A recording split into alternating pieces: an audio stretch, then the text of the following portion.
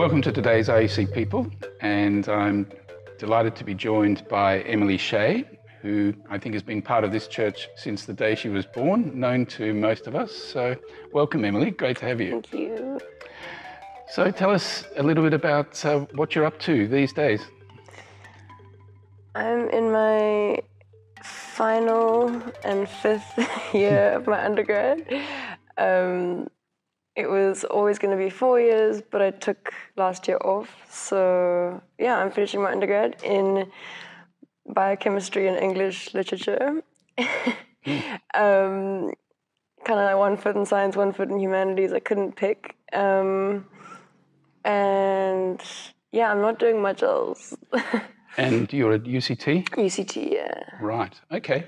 And the course itself, how have you found that?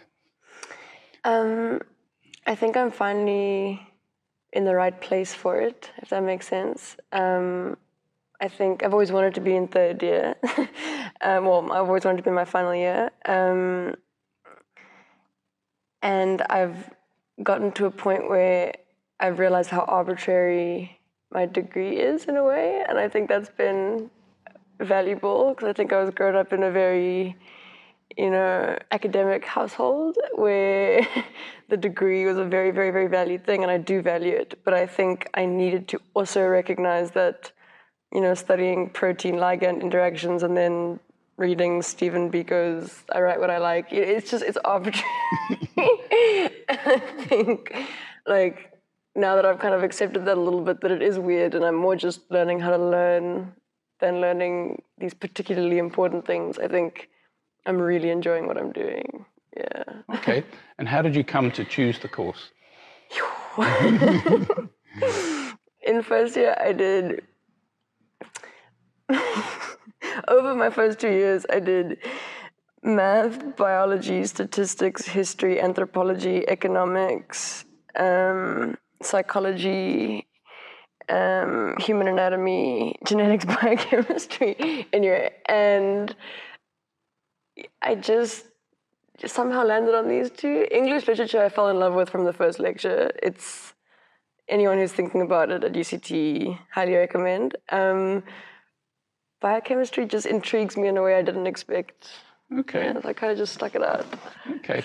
And, when you're at school and decided to go on to UCT and study, what was in your head picking these courses? Did you have a sense of what you wanted to do when you finish, or was it not sure, this sounds interesting?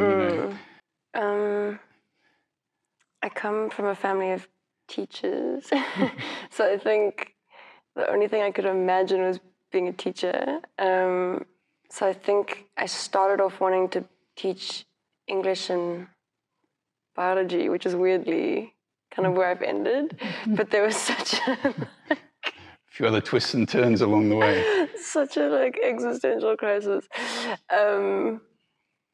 But I don't think I gave it that much thought. And I think I was just saying to a friend yesterday, being 2 years older now than the people around me feels right, weirdly. I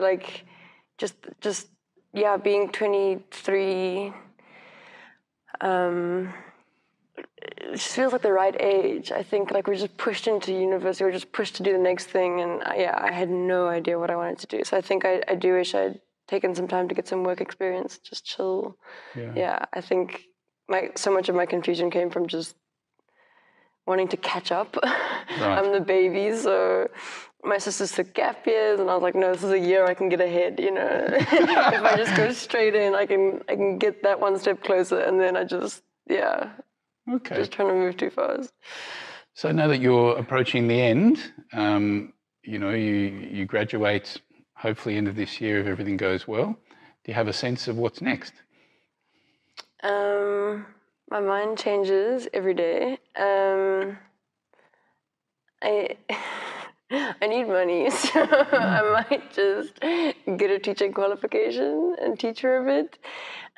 Does that involve more study to get a teaching qualification? 1 year. Another year? Yeah, but it's kind of like 1 year to a guaranteed income versus, and, honors and maybe continuing to study, which I would love to do, but I don't know which direction to go in. I have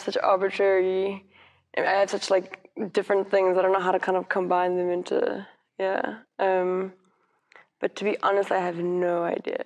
Yeah. Okay, it will evolve over time. I hope so. Okay, Emily. Well, take us back a little bit.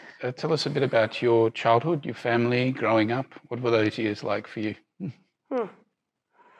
I grew up in Pinelands, which is where I'm living now.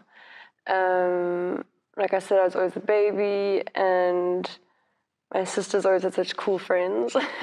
So for those who don't know you, I mean, maybe your parents, Don and Sue Ellen, Sorry. and then two older sisters. I just feel like I'm speaking to my grandma. Well, Grandma's hopefully watching, but maybe some others who don't know you quite so well. Okay, my mom, my parents, Don and Sue Ellen Shay, they came to RUC, like 35 years ago. Yeah. I think RUC was what brought them to Cape Town from the States. I think it was John DeGruchy who, yeah, you probably know more than I do about this. I think it was because of the anti-apartheid work that the church was involved in. So, yeah, my mom always said I'd been coming here since I was a twinkle in her eye. Anyway, so they had three of us. My older sister, Carissa, who's 7 years older than me, so turning 30 this year. And then Danielle, who's 5 years older. Yeah, so we all grew up in Pinelands. Yeah, I grew up with a really, really lovely neighborhood. We're actually the only ones left of a group of about 5 families who just, yeah, parents were all best friends, kids were all best friends. I think, yeah, that was just like a very, very happy time in, yeah, my parents' lives and ours. Yeah, I was always forced to come to church through many a tantrum. Yeah, and then my sisters went to Pinelands High, and I kind of wanted to escape the Pinelands bubble of living in constantly living in their legacy. So I went to Westerford, which is in Rondebosch, Newlands. I think I don't know if I'm skipping ahead out of childhood too fast. No, that's good. Yeah, I think I had a tough time at Westerford. I think I felt coming from like a small community where I was very known, I kind of was one of 3 from Pinelands, and everyone knew each other, it felt like, and there were like 60 kids out of the grade from Grove, and they all had this like social hierarchy established that I just didn't understand. Also, I did a couple stints in the States when I was very young, like very, very, very young. And I was in grade 6 and I was in grade 9. Yeah, I did 8 months, 6 months, 6 months. So I always kind of had like reference points to the States. Yeah. That's through your dad's family or your mum's family or both? So the first one was my mom, I think, getting her PhD. So we went to live in somewhere called Ann Arbor in Michigan for 8 months.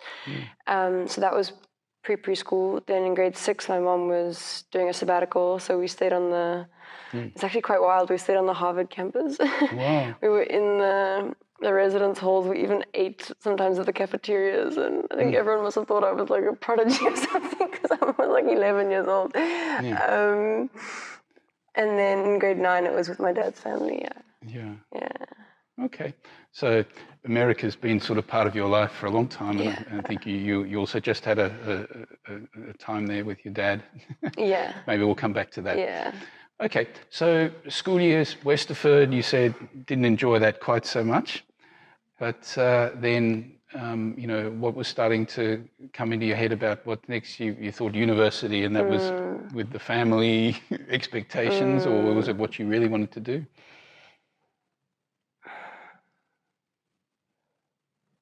I don't know. I think I found only a handful of people who feel as confused as I am, and I think that's probably because there are probably so many more. But just like, yeah, I don't know.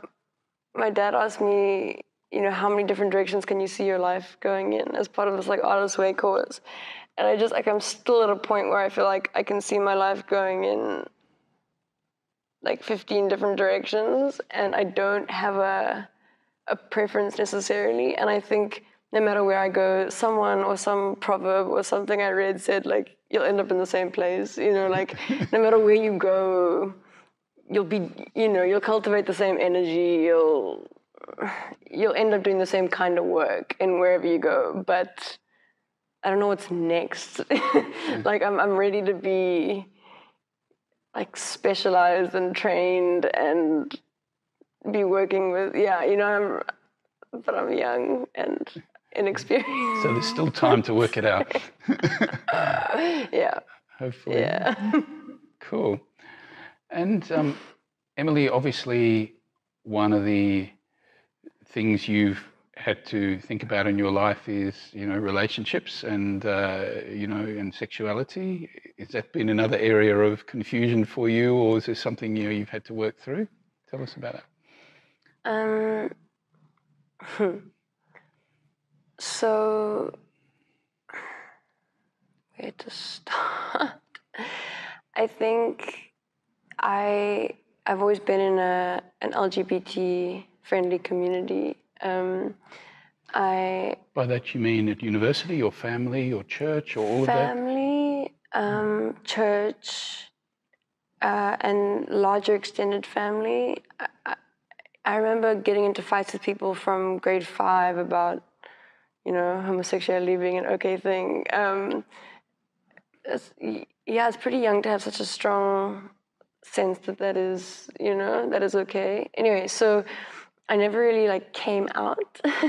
I'm identified as queer. I think it's a nice word because it encapsulates confusion and questioning and so I think that's it's taken me a while to get to that word, but I have that now, and it's a nice word. But yeah, I never came out because there always was it felt like always like a safe space for it. You said you never came out, you would identify as queer, so you know, where's that at for you now? Do you have any more certainty about, you know, where you are, or are you still experimenting, confused, thinking it through?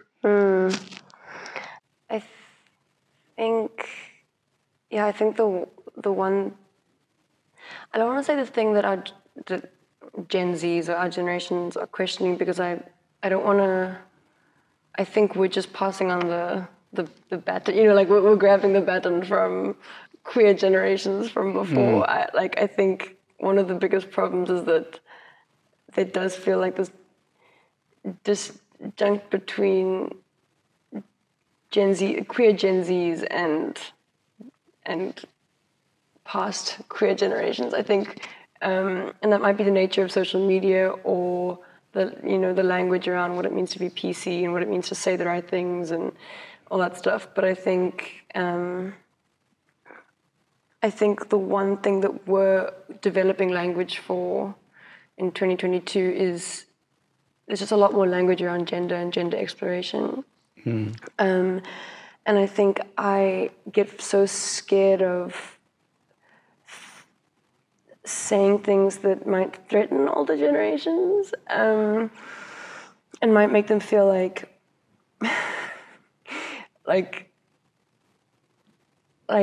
as a queer person, I'm not grateful for, like, the space that's been created for me and the space that's been fought for me. And as a Cape Townian, I think Cape Town's the gay capital of Africa.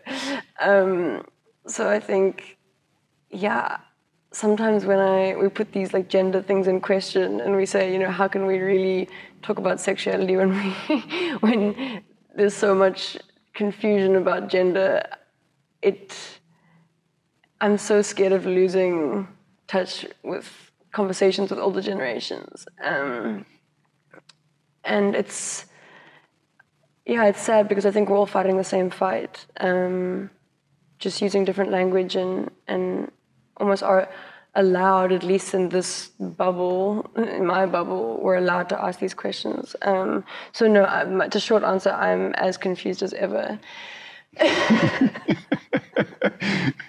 But it feels like a privilege to be confused. To have the space to question and then to try and work it through. Yeah, sure. Okay. And, you've mentioned that RUC has been part of your life since you were born. Has that been a safe space for you to be you, work through your confusion, whether it be about career or faith or, sexuality? Yeah, I think RUC's been such a home, and it's actually one of the most radical spaces that I've been a part of, and importantly, radical and compassionate. That I think without RUC, and just to be specific, I guess the youth, not to say that I don't think Robert's sermons, although I've been to I only started going to Robert's sermons this year. Literally 3 weeks ago was the first time I've ever sat in a sermon instead of going to the back. But I think just especially in the youth group with Dan and Selena, and just the group of people, I think those are the most radical conversations I've had and been a part of. And I think from such a young age to have that, but also to have it be such a compassionate space. I think youth leaders of all kinds play such an integral role. And I think between Dan and Selena, I don't think they could have done a better job. They just hold such sacred spaces and continue to. Selena continues to hold those, and I think as a youth group, we've just stayed friends and stayed in touch and stayed so important to each other. And I think, I just was thinking the other day just how grateful I was that my parents did force me to come to church. Ari, for example, just someone who I've known my entire life, and I wouldn't have had that. So I think RUC's been a home. Great. And obviously, you suffered quite a loss last year, as did all of us in this place, but obviously you much more intensely as, Sue Ellen's daughter. How was that for you? How did you, how hard did it hit you? How did you manage to, to cope and work through it?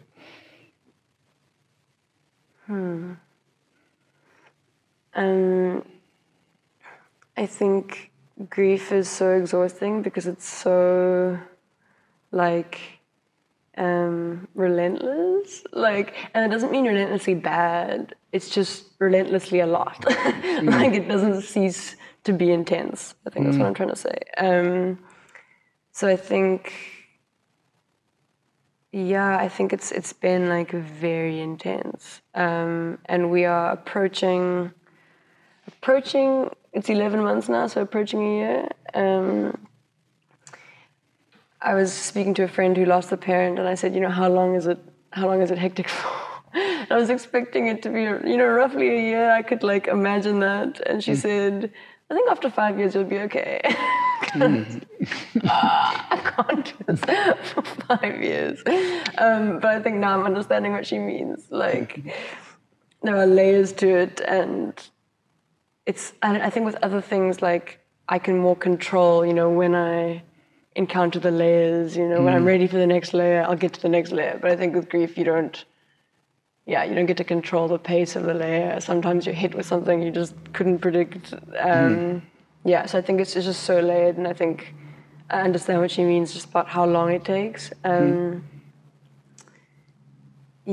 just interestingly, I hadn't been to church in probably 5, 6 years. And then I started coming a couple months ago again.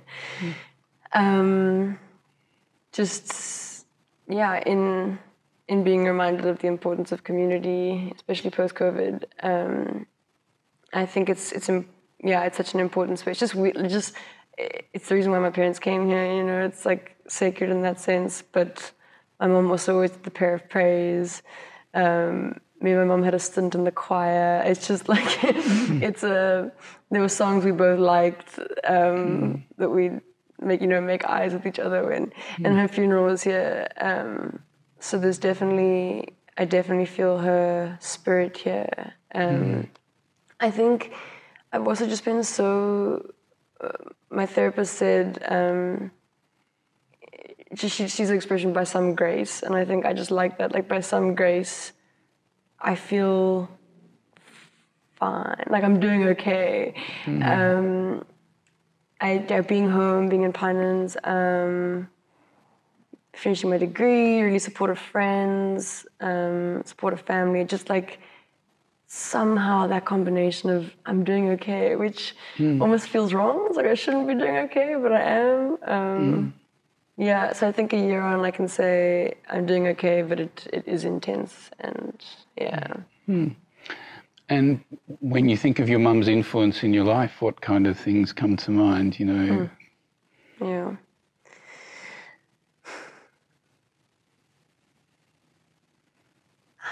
I think I'm going to answer this in like a indirect way. There was have you heard of the podcast On Being? Krista Tippett. She interviewed, now I'm not going to remember his name, Kevin something. Anyway, he's disabled, but he was born without an arm, I think, or he was born disabled, and then he got into an accident in his life as well. So he had the experience of being born at a loss almost, but then also experiencing having something and it being taken away. And he said, when you experience having something and it being taken away,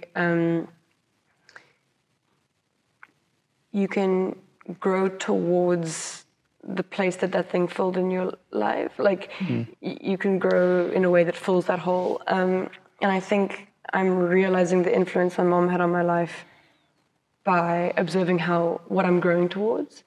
I think that's the grace, is that like somehow I'm in a place where like all the things are somehow aligned that like I can grow towards the space she held for me. And she held such a like a powerful space. I don't think people know this, but we didn't necessarily get along.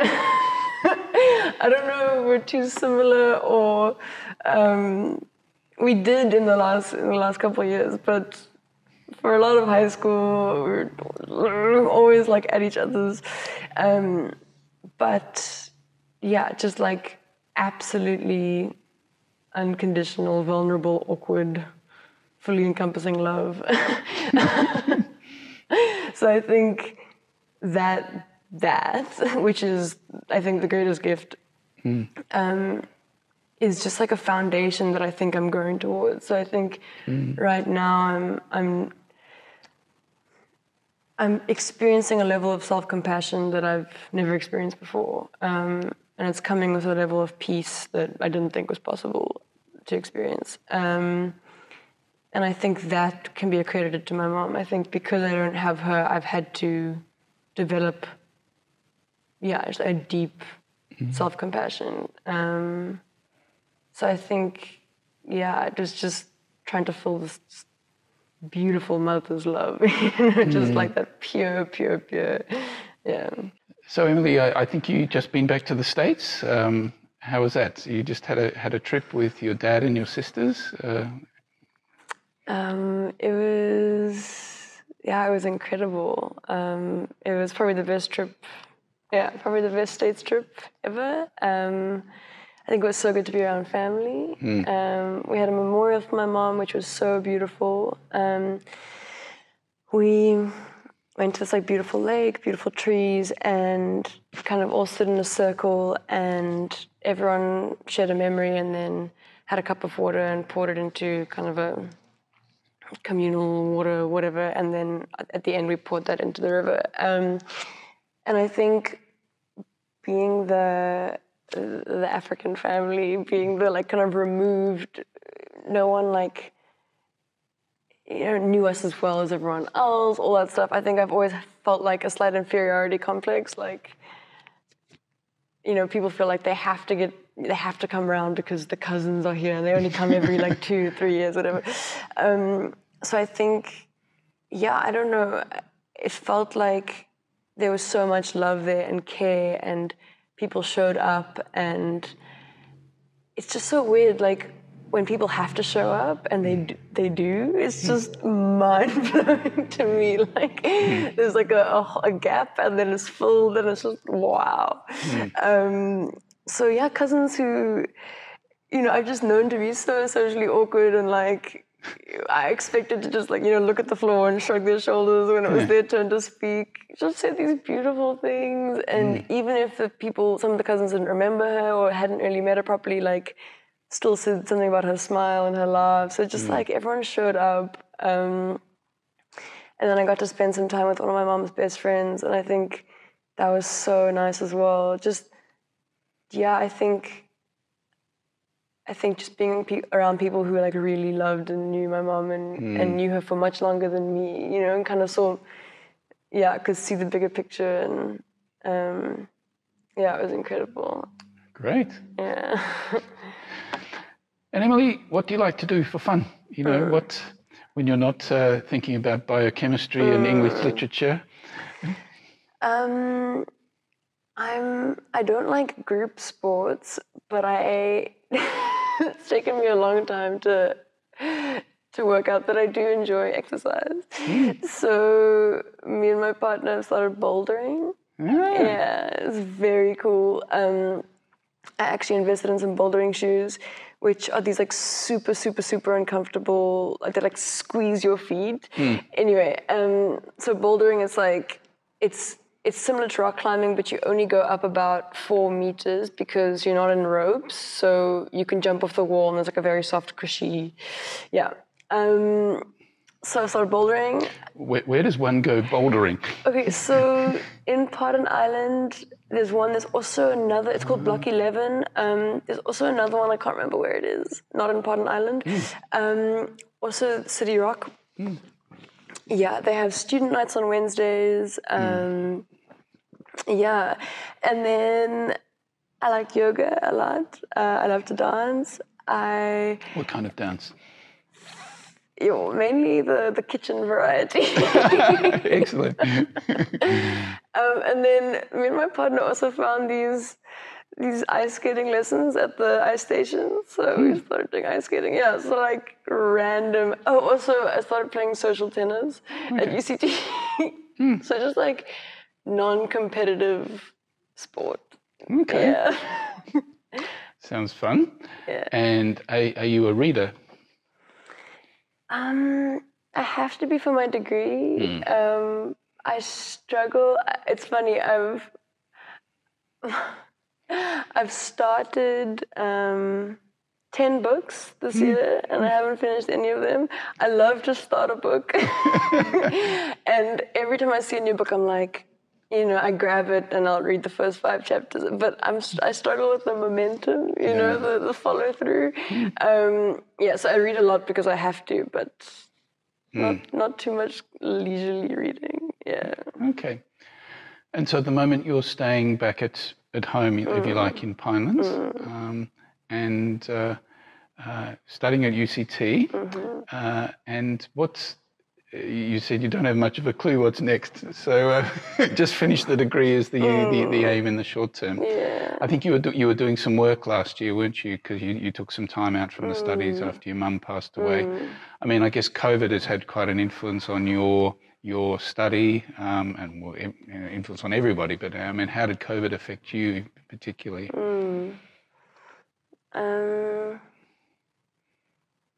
Yeah, I think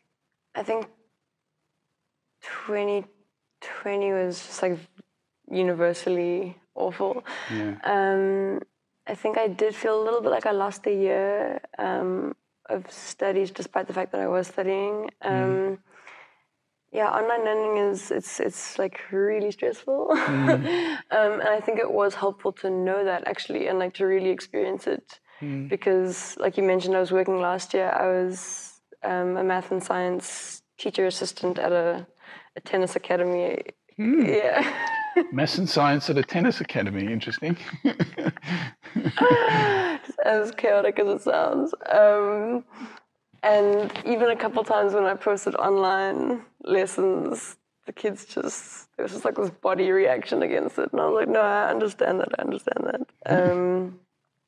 Yeah, but the fact that I got the job last year was such a blessing. I definitely wasn't experienced enough for it, but gained experience rapidly. But no, COVID was rough. I think UCT feels not back to normal, but there's just like a vibrancy in a life. But my first day, I came with a hat, earphones, a mask, and sunglasses, because I was just like, I didn't know how to interact with people. I didn't want to make eye contact with anyone. And the kids I'm studying with now, their whole degrees have been online, right? They started in 2020. So it's bizarre. People don't really know. I'm sure as a student, when you're learning online, you miss a lot of the cut and thrust of debate when you're in a class and people can, challenge each other. Whereas if you're learning remotely, that's much more difficult. And just the whole social aspect and cultural aspect of university, meeting different people from different backgrounds, there must be a big loss for students there. If your university experience is sitting at home staring at a screen, it's a whole different. It's like, literally night and day. Yeah. Like we have these online tutorials and everyone has their camera off and everyone's muted, and it's just the tutors desperately trying to get more than two people to interact. See if there's anyone actually listening or paying any attention. Yeah. No, I'm sure. Yeah. And Emily, I know you're also involved in a sort of a whole gender-based violence activity. Maybe you can describe what that looked like during your university years. Can you tell us a little bit about that? So that was 2019. I'm sure everyone has some kind of memory or recollection. But one of the students, Unene, was raped and murdered. I'm so bad with dates, but it was third term of 2019, roughly there. And she kind of became the face of the movement and sparked nationwide shutdown and gender-based violence protests. It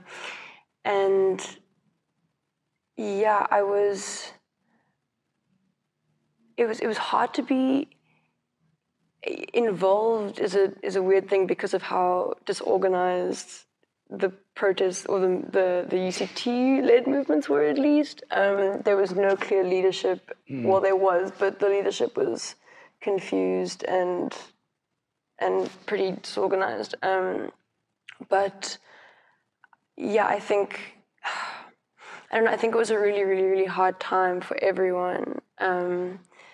And it was one of those like moments where you realize that the people who are the most affected by anything are actually the people who get behind in the neoliberal sense of productivity and moving forward. And I think like those of us who are scarred and traumatized and who had missed so much work were the ones that actually were behind. And then the people who didn't necessarily care or had taken the time actually to just catch up and do all their schoolwork every day were ahead. And I think that was quite a mind-blowing thing. I also remember I was part of a very, very, very small group who wanted the protest to continue instead of the university coming back to life towards the very end. And it had gotten to a group of 5. And that's not to say that there weren't more supporters, that we just weren't organized. And it was just, I think we were all so sad and we just had to keep going. And I think, that was almost like my last stint of normal UCT before, 2 weeks into 2020 COVID happened. Yeah. So I think that's why now it feels like this very calm time, and there's always problems, but so I think coming out of my degree, I've learned so much more about life than I have really about